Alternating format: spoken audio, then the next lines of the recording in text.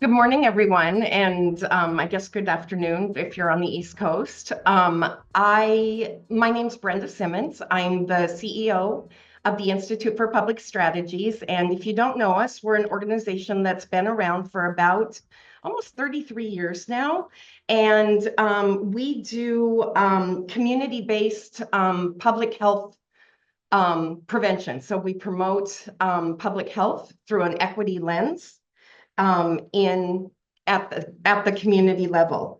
And I have been with the company for about 22 years, and I started as a community organizer. So a lot of my work at IPS has been out in the field working with communities. And I've been in the CEO position now for about 6 years. And I will pass it along to Justin Wallin. Thank you, Brenda. I'm Justin Wallin. My firm is the unimaginatively named J. Wallin Opinion Research. I do exactly that. So my job is listening to people, whether it's focus groups or surveys or these sorts of things. I work locally, regionally, nationally, and internationally. And I have the good fortune to work with Brenda and her team at Institute for Public Strategies. The vast majority of my work is in the realm of public policy. So it's a natural fit, and very much looking forward to talking to you a little bit about how what we do can help create one of the pillars that augment sustainability for organizations.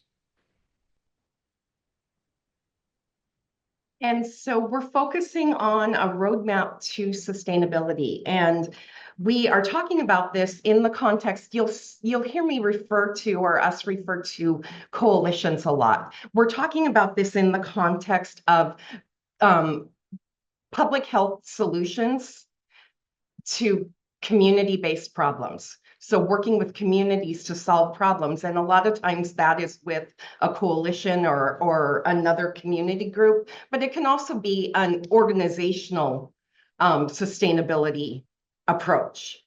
And we use the Center for Disease Control and Prevention's definition of sustainability as a community's ongoing capacity to resolve to work together to establish, advance, and maintain effective strategies that continuously improve health and quality of life for all.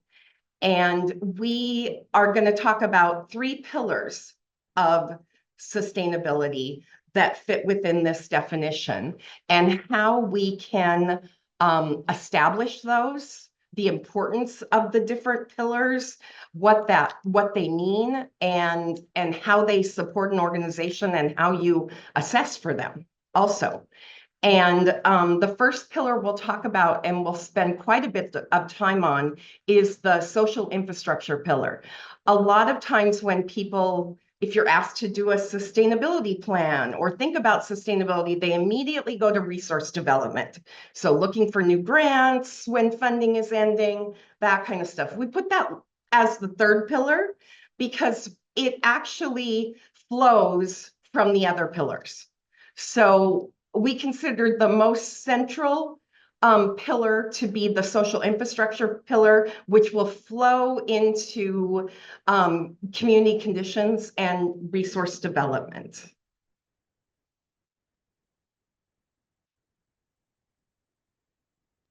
And so when we talk about social infrastructure here in the center, we're talking about coalition or organizational efficacy, coalition capacity, internal channels of communication, social capital, those kinds of things. And we'll get into much more detail on that. And then once you've established a social infrastructure, then it flows into your ability to change community conditions, policies, practices, procedures, doing programs and getting accountability measures in place so that those changes to community conditions are sustainable. And once you've done those two things, you have those pieces in place, your resource development, you're positioned to be effective at developing resources.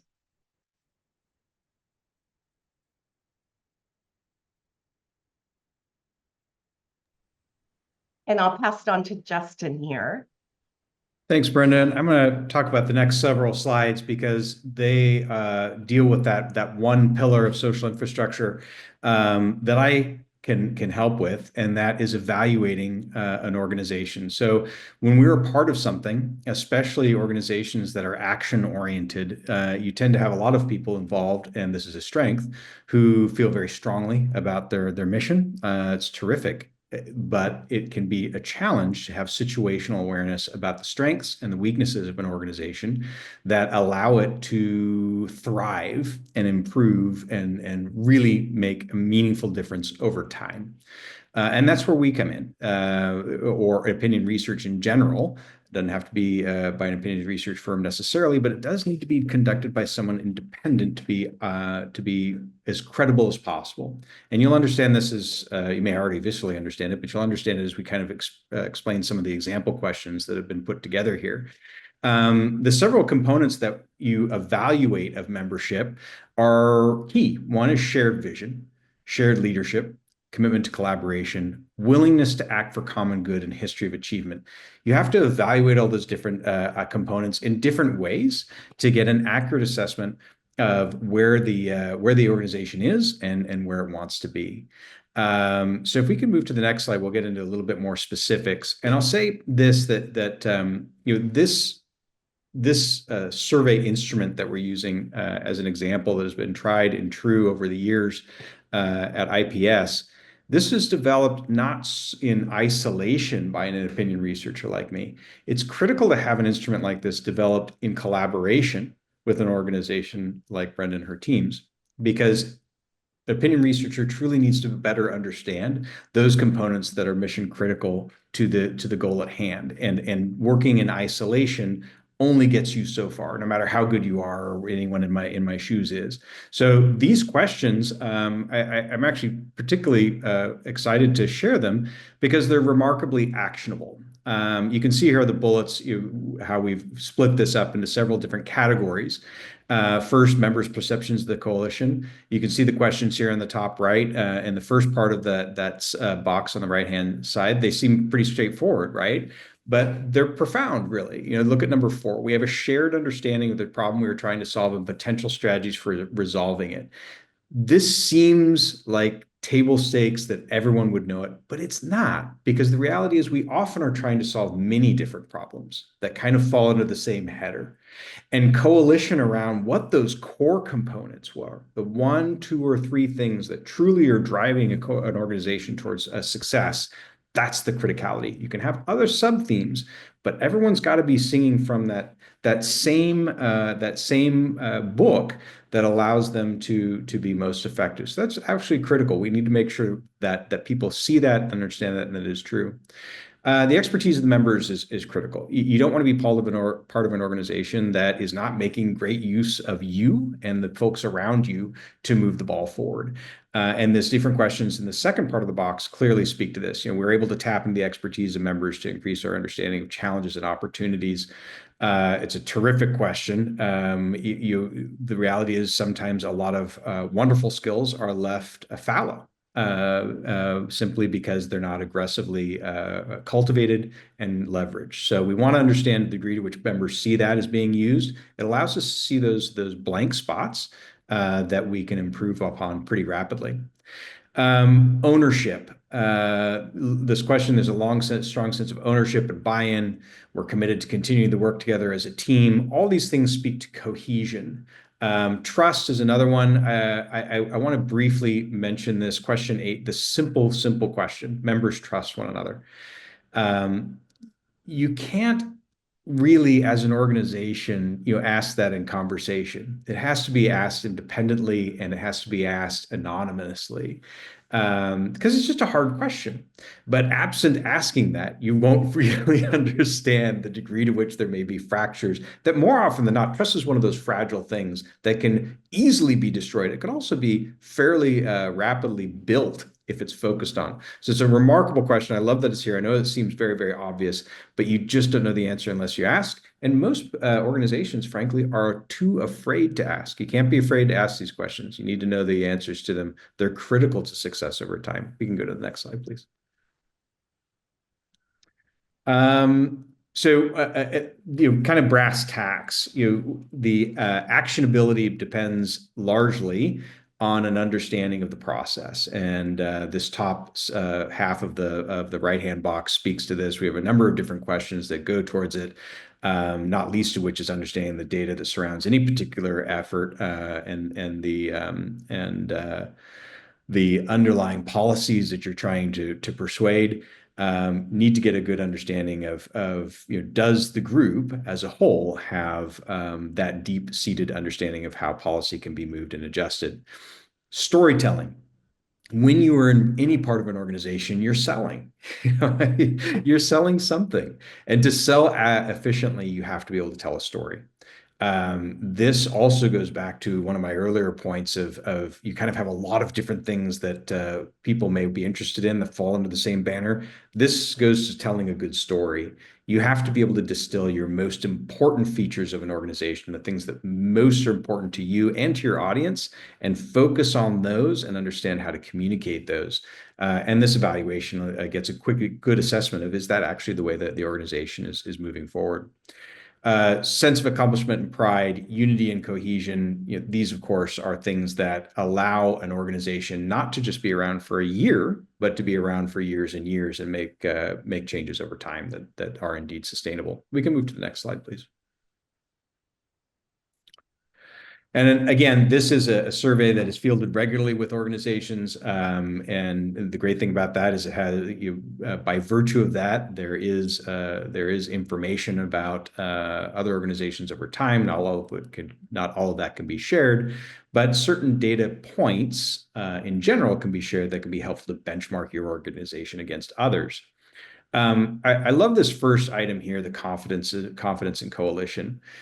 These, again, like trust, are kind of hard questions to ask, but they're critical to ask. We really need to understand that if there is a problem in the community, that there's the functional capability of members to get it solved. And do people agree on this? Are they aligned on it? The ability to commit action to help. This question 26. How likely, if you see behavior that is a crime, spray painting, graffiti, so forth, and other things, are you willing to take action? Would the members of this community actually do something about it? It's a wonderful indication of kind of that visceral engagement that members have. Then the final set of questions here go back to the degree to which someone has already engaged. So one is, are you willing to engage in the future? We all know that future performance is best determined by past behavior, right? And that's what these questions are getting to. Have you actually spoken up? Have you written a letter? Have you engaged in some way? Doesn't mean that you never will, but they're terrific understandings of how firm is the foundation with which you build. If you have a weakness here, then you can certainly build out strength. But you need to teach. You need to teach people to do it, and you need to learn how to instill those behaviors, which takes a lot more coaching than with an organization that is built with kind of veterans of the cause, if you will. And I believe we can go to the next slide, please. Hey, thank you, Justin. And I just wanted to say, I meant to say this at the beginning, but working with Justin and Jay Wallin Opinion Research and evaluators that are willing to work with you to develop this kind of survey and to assess where you're at and to measure change over time, measure your effectiveness over time. I love that it's a very practical way. He provides a very practical way to be able to do these things that just makes a lot of sense and helps us understand where our strengths and weaknesses are as an organization, as a community coalition, and really measure what we're trying to change. Because I know that's sometimes in the kind of community-based work that we do, one of the hardest things to do is measure those things. And this survey is an example of taking down the basics, the practical needs of a coalition or an organization to be sustainable, and measuring them in a way that can be useful to addressing weaknesses and capitalizing on strengths. So I just want to kind of give that little plug there. And then another component of this, and this is discussed in the survey also, and someone asked on the webinar chat if they could get a copy of the survey. And yes, we can send out the slides, and we can send out a copy of the survey after the webinar for the people who have attended. And but one of the other key pieces is communication channels, the ways in which the coalition communicates both internally and externally. But let's start with internally. How the coalition members communicate between members, and how the members communicate with leadership, and how leadership communicates to the members. And then, of course, you go into communication between the coalition or the organization and the larger community, and communication between the coalition and decision makers. These are critical pieces to establish early on with a coalition, because they do help. If you have strong communication channels that there's buy-in for, they help create that cohesion and that trust that Justin talked about. And so we're going to go to the next slide, which shows a little bit of what that looks like. And it really is a system of communication channels that fit together like spokes on a bike, or you know, whatever you want to look at. It's a system. And it has to include the leadership, decision makers, coalition members, and the community. And there may be many other stakeholders that are a part of this also, but you've got to have some communication channels that work for you. I worked in a statewide project in Montana, and Montana's the 4th largest state. And we worked across the state in 25 different communities. And it was kind of when social media was Facebook was just really getting going, and being used by public health practitioners and our organization. And I was a little late to the game. I'm a little bit older. And so it took me a little bit longer to adopt some of the social media strategies that can be really valuable. But I was talking to a woman on one side of the state, and I was talking to her about scheduling a meeting with someone on the other side of the state. And she said it was 8 o'clock in the morning. And she said, oh, well, she's out sick today, so we won't be able to schedule a meeting with her. And I said, oh, have you talked to her already today? And she said, no, we've got that private Facebook page. And she posted on there that she's going to be out sick today. And it was just this, even though they were separated by, 800 miles, they were communicating in a way that created function and operationally within a large group of people, and a large group of actually coalitions that worked. And that's a silly example, but it was one example of just how you can take something like a private Facebook page that's only open to coalition members and use it to communicate with the coalition and keep things transparent for the coalition members, and promote that communication between members and leadership.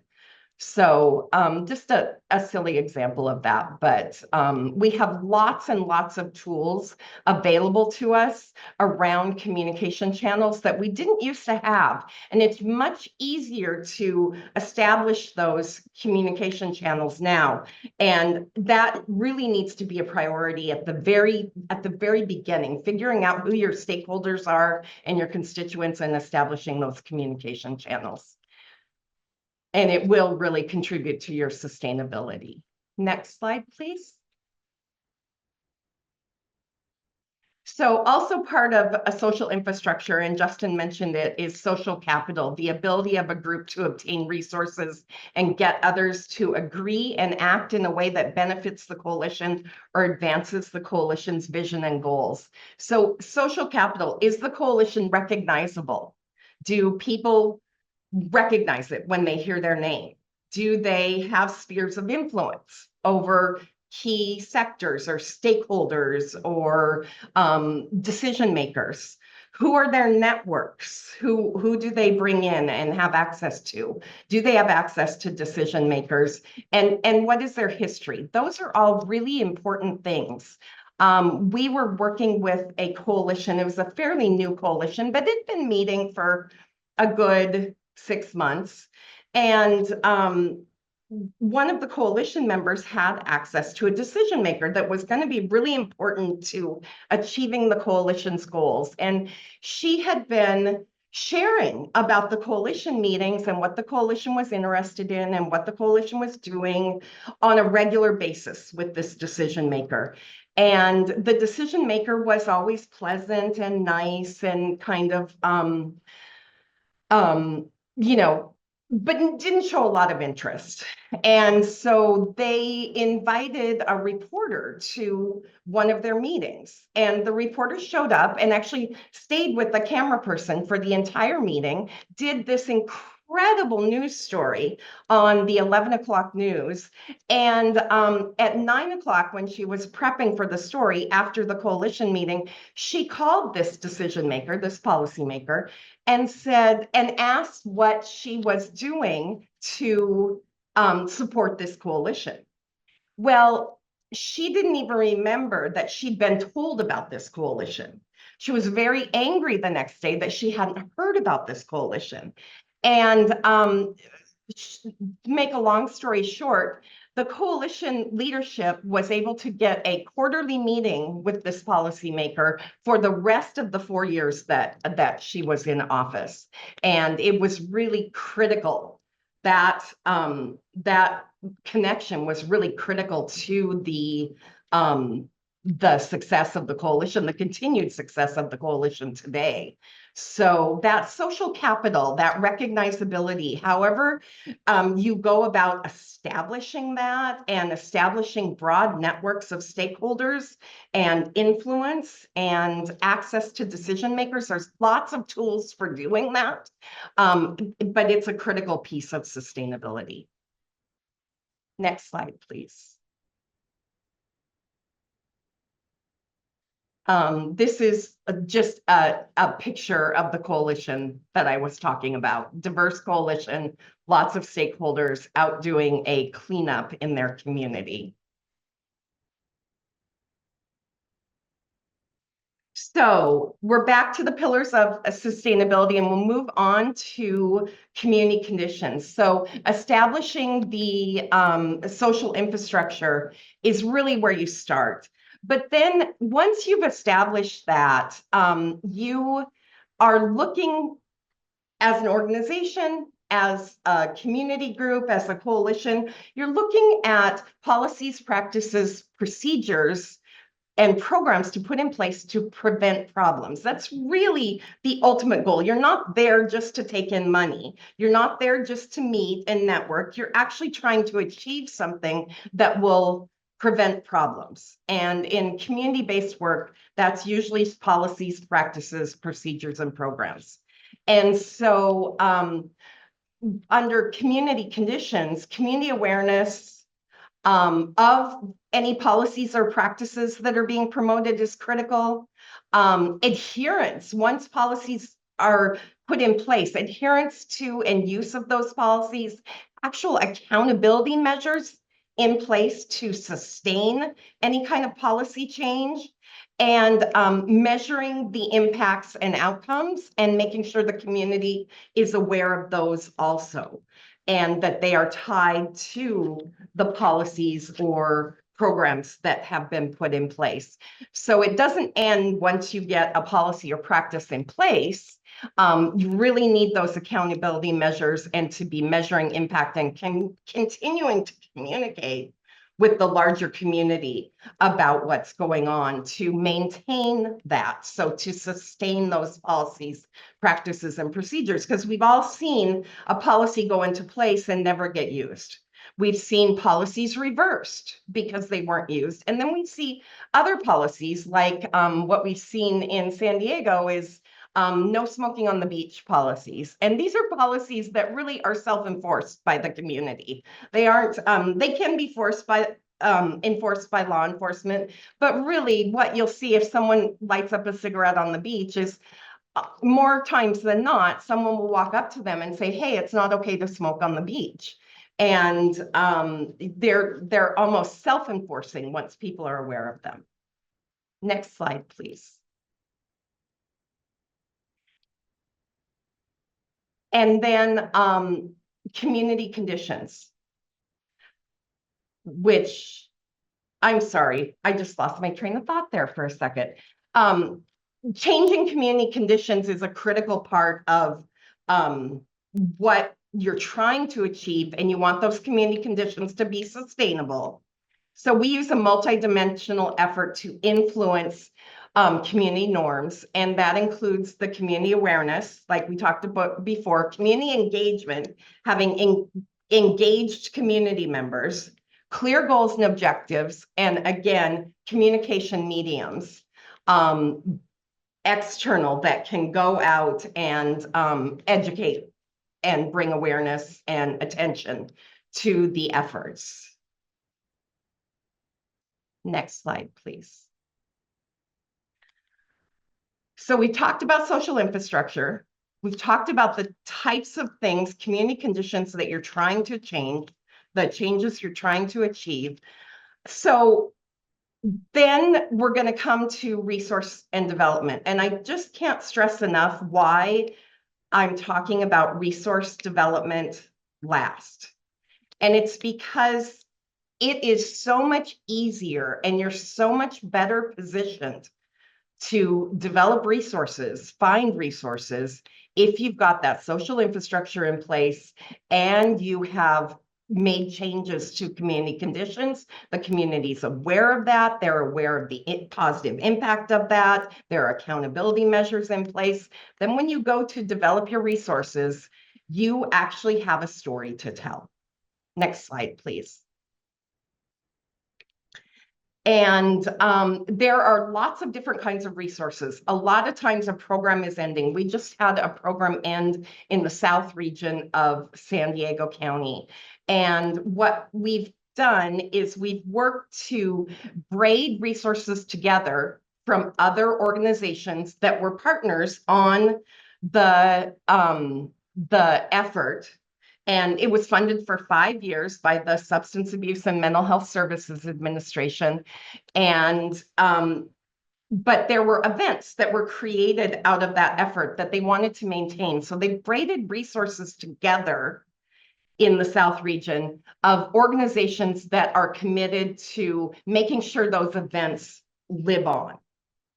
Corporate resources are always something that sometimes we don't think to look to private corporations to fund things, but there's a lot of advantages to private corporations to fund and support efforts like community-based prevention. Banking resources, there's the Federal Banking Act, where banks have to put part of their profits into supporting the community in some way. And so they have resources that they're already looking to do that with. And a lot of times corporate companies, for-profit companies, banking, they're not quite sure where the best place is to put their money. And this is a perfect stage for us to come in and say, hey, we can show you how to use your money and that will really make a difference in the community. And we have this story to tell to show you how it's made a difference in the past. Local resources, local businesses, and in-kind commitments are always a huge asset to efforts like community-based prevention. Next slide, please. The other is the ability to respond to RFPs or requests for proposals. So do you have the ability to look for requests for proposals that are coming out, to find those that are most appropriate for you? Do you have channels for that? Are you on listservs? Are you, checking in the right places? Do you know what kind of organizations and agencies fund those things, or foundations? Have you become a 501c3 so you can be your own fiscal agent? Or do you have a solid relationship with another fiscal agent that can take the lead on managing grants that you get? What are your relationships and opportunities with foundations? This is a great place to tell your story.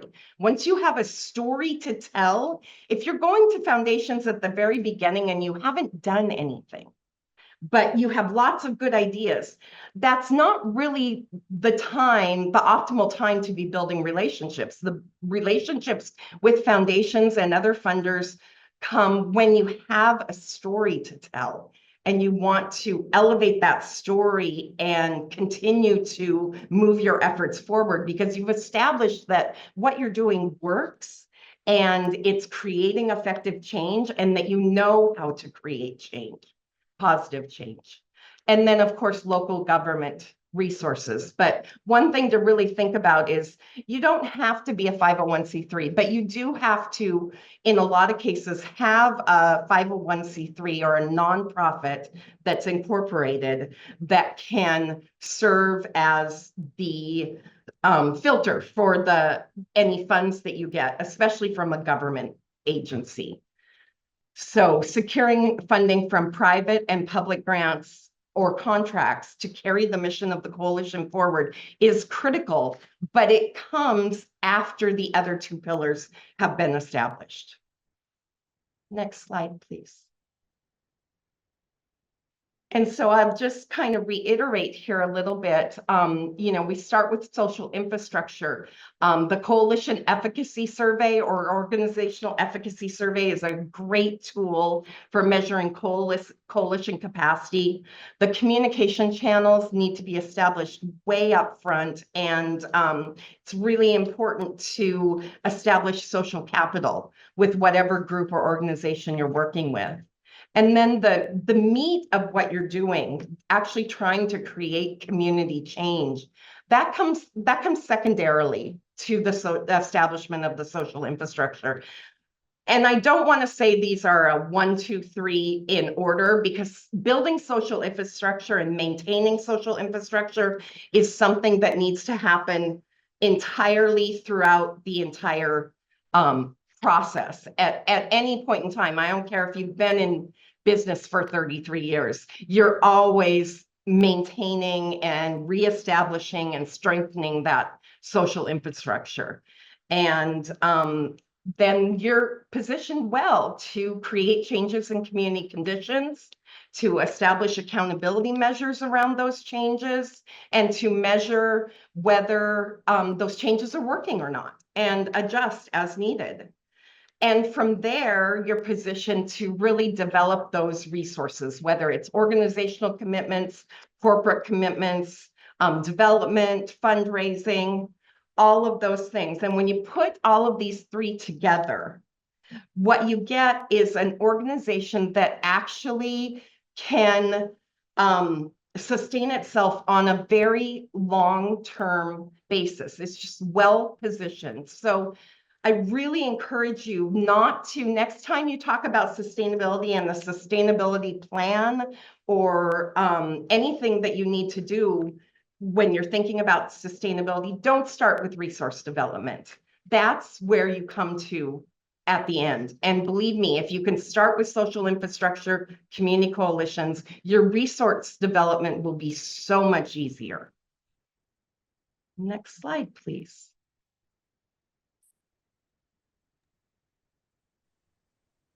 Thank you, Brenda and Justin. Before we head into the question and answer portion of today's webinar, we'd love to hear your thoughts.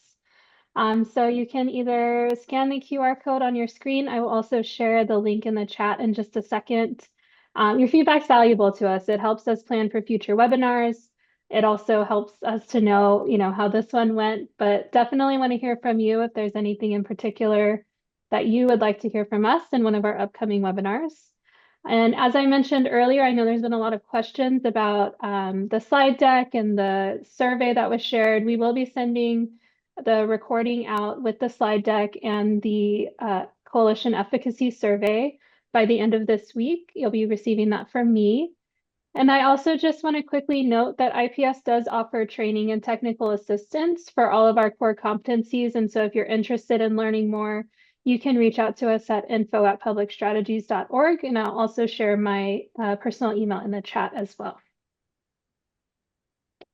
So I'm gonna leave this. I will share the link to the feedback survey in the chat in just a second. I want to make sure that you guys have contact info for both Brenda and Justin as we head into the question and answer portion of today's webinar. So our first question, a great one, with respect to resources, can you speak a little bit more to getting the resources first? Thinking when it comes to sustainability. So say, for instance, like you were talking about, Brenda, with a program, when the funding goes away, what happens when there's little or no community will to sustain the change or action? What are some things you can do there? Well, what I would suggest is that we always talk about sustainability planning at the end of a project, and we really should be talking about sustainability planning at the beginning of a project. So the best thing you can do is make sure there is community will to sustain the project, starting by building that at the beginning of the project and getting it really well established before the project is ready to end. And then within, a year or 18 months of when you might lose funding, then you move into that development phase of trying to get additional funding. But if you don't focus on establishing that political will, that community will, that community cohesion, all that, basically the two pillars of the model prior to the end of the project, you probably aren't going to be very well positioned to find funding to sustain the project. Brenda. A question about recruiting coalition members or board members for coalitions. Any tools that either IPS could provide or that you would suggest coalitions create to kind of build this onboarding document or packet to catch folks up to speed? Yeah, that's always an issue. And I'll let Justin jump in here also if you have something to add. I can tell you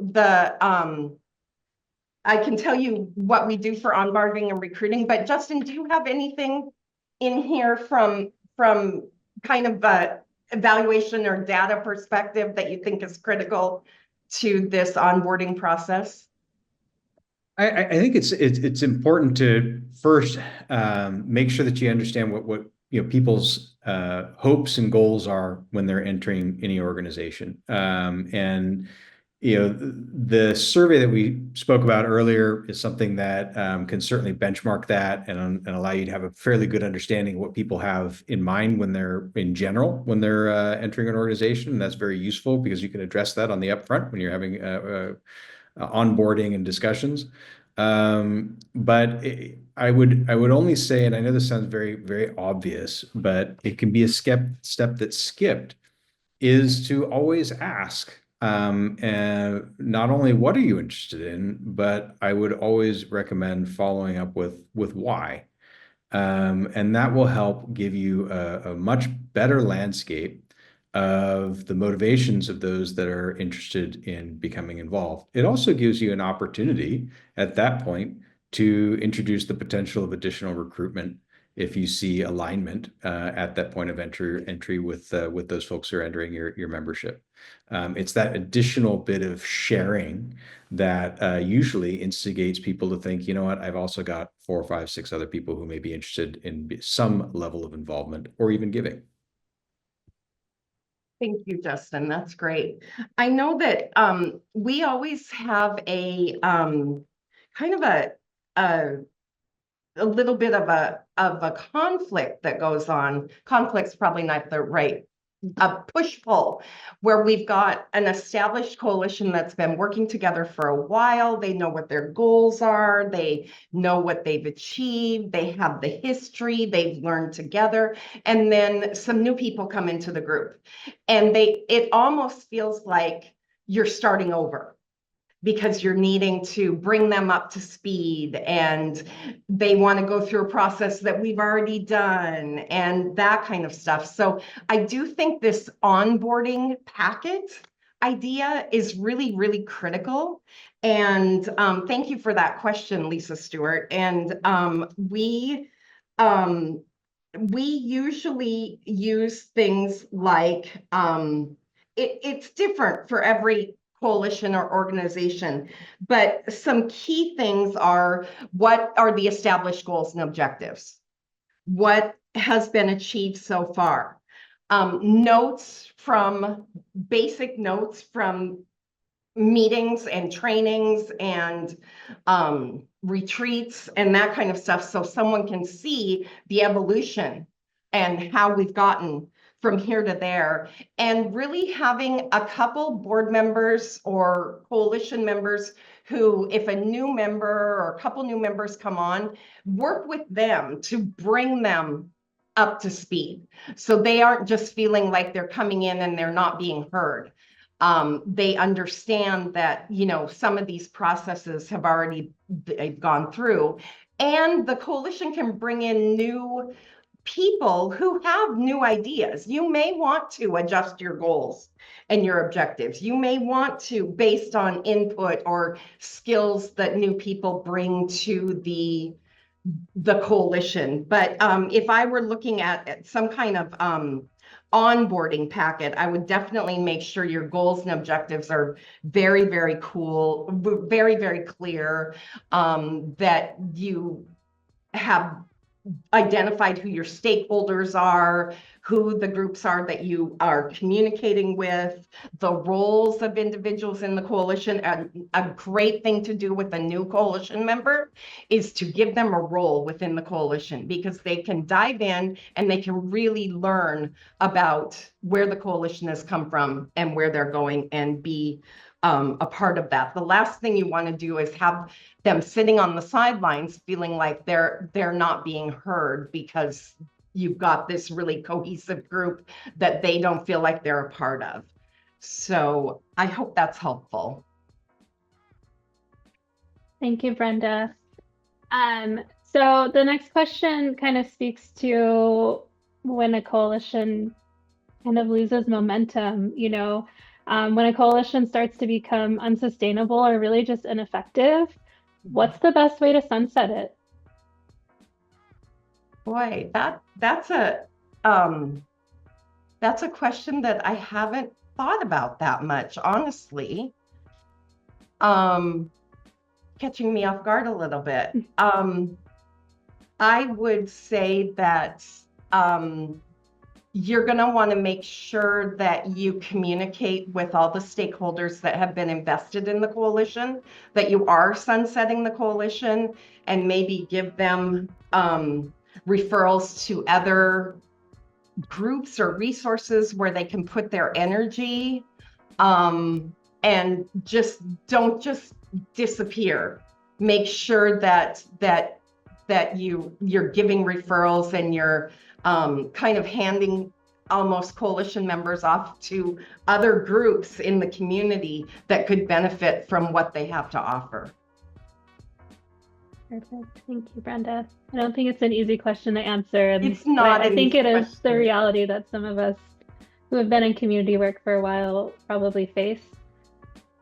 I really just want to thank Brenda and Justin both for sharing their knowledge, I want to thank you all for being here today and joining us. We appreciate your time and insights and engagement from everyone. So thank you all. Have a wonderful rest of your Wednesday and remainder of your week.